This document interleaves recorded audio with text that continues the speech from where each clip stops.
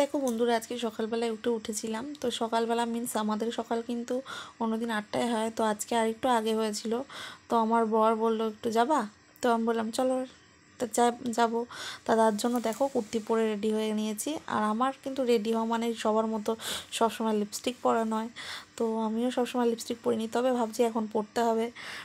কারণ একটু লিপস্টিক না পরলে সত্যিই যেন কেমন লাগে। তো দেখো সকালবেলা রাস্তাটা ফাঁকা ছিল ভালোই। তারপরে দেখো বরের সাথে বাইকে উঠে পড়েছি, আর বাইকে করে উঠে আমরা কোথায় যাচ্ছি, তো এক্ষুনি জানতে পেরেই যাবে। তো দেখতে থাকো। তো আমাদের এখানে এই যে জগদ্ধাত্রী পুজো হয়েছিল, তার প্যান্ডেল রয়েছে। আমার বর বলছিল এখন এখানে একটু ঝাঁটও দেওয়া হয়নি, পিন পড়ে রয়েছে। তো তারপরে দেখো আমরা চলে এসেছি। কোথায় এসেছি বলো তো? আমরা এসেছি বাজারে। তো ওখানে ঠাকুর ছিল। তো যাই হোক, এই দেখো তারপর আমি বাড়ি এসে বলছি যে তোমরা সবাই কেমন আছো? আমি আশা করি ভালো আছি। তো আজকের ভিডিওটা এখান থেকে শুরু করছি, তোমরা দেখতে থাকো আমি সারাদিন কী করি।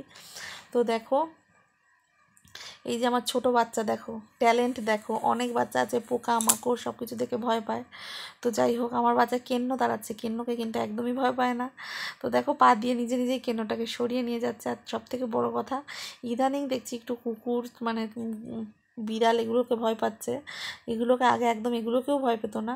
তো যাই হোক, এগুলো ভয় পাওয়ার একটাই কারণ, ওর বাবা মাঝে মাঝে বলে কুকুর আছে, কামড়ে দেবে বা কিছু করবে, তো তার জন্যই ভয়টা হয়েছে। এই ভয়টাও ছিল না। তো দেখো কেন্দ্রটাকে ঠিক বাইরে নিয়ে চলে গেল।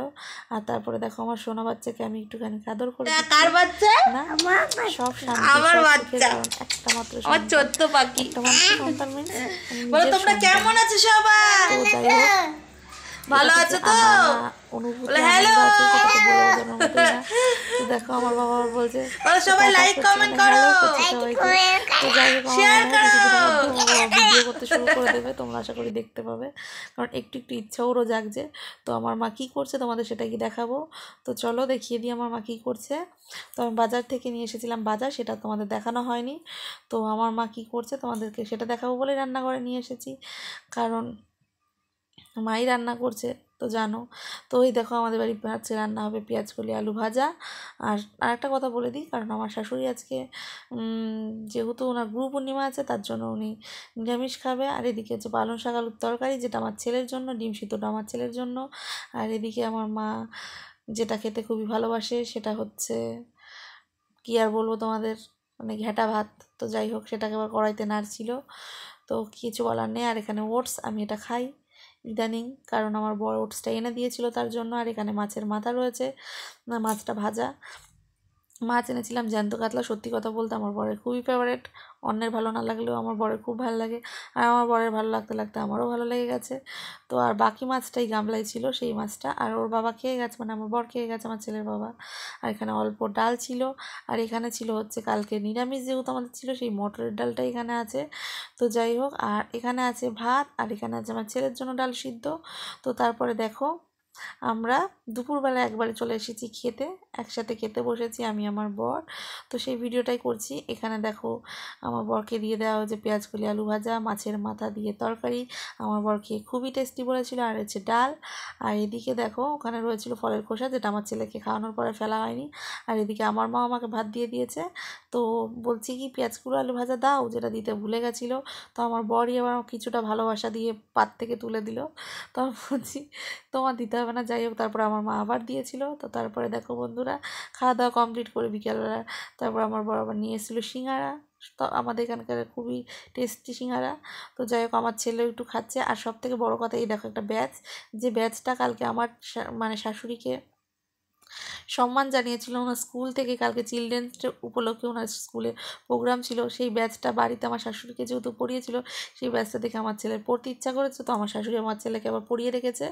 তো যাই হোক, আমার ছেলে সিঙ্গারার থেকে বেশি সস খেতে ভালোবাসে। ওই দেখো সিঙ্গারায় সস লাগিয়ে লাগিয়ে খাচ্ছে। আর তারপরে দেখো কড়াই, এই কড়াইটা প্রচণ্ড পুড়ে গেছিলো। তো তারপরে আমি কড়াইটাকে ঘষার চেষ্টা করছিলাম। এই কড়াইটা আমার মানে যে দিদি বাসন মাজে আমি তাকে দিতেই পারতাম, কিন্তু ভালোই পুড়ে গেছিলো। তো তার জন্য ভাবলাম চলো আমিই ঘষে দিই, তার কষ্ট তো বুঝতে হবে জীবনে, না কারোর কষ্টই নয় বুঝলাম না, কিছু মানুষের কষ্টও তো বুঝি। তো তারপরে দেখো এই কড়াইটাকে আমি মেজে নিচ্ছিলাম, মাওকেও মাজতে দিইনি। তো যাই হোক, একটা তার ছিল না, বরকে দিয়ে তার আনিয়েছি। আর তারপরে দেখো কড়াইটাকে ভালো করে ঘষে নিচ্ছি।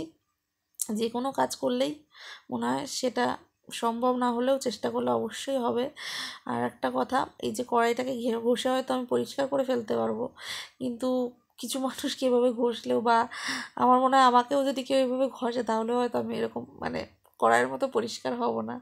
আশা করি মানুষ হতে পারবে না, কোনো মানুষই হতে পারবে না, শুধু আমি না, কেউই হতে পারবে না। তো যাই হোক, তারপরে দেখো ভালো করে ঘষে ঘষে সুন্দর করে চকচকে করে পরিষ্কার করার চেষ্টা করছিলাম। এটা নতুন কড়াই, যে কড়াইটা আমি কিনেছি। কড়াইটা আগে পুড়তো না, কিন্তু ইদানিং দেখছি কড়াইটা পুড়ে যাচ্ছে, কেন সমস্যা বুঝি না। আর সব থেকে বড়ো কথা, কোনো জিনিস যদি মানে ভাজা পোড়া যদি হয় না, তখন না মানে গ্যাসটাকেও মনে হয় কন্ট্রোলে রাখা যায় না, মানে জোরে আস্তে করতে গিয়েই কড়াইটা বিশেষ করে পোড়ে। আর ভাজা পোড়াটা এই কড়াইটাইতে হচ্ছে। তো যাই হোক, পুড়ে যাচ্ছে। আগে একদিন মানে একটু পুড়ে গেছিলো বলে দিয়েছিলাম, তো বলছিল এই কড়াইটা খুব পুড়ে যায়। সত্যি তা আজকে দেখলাম সত্যিই পুড়ে যায়। তো যাই হোক, তো কড়াইটাকে আমি পরিষ্কার করে নিয়েছি।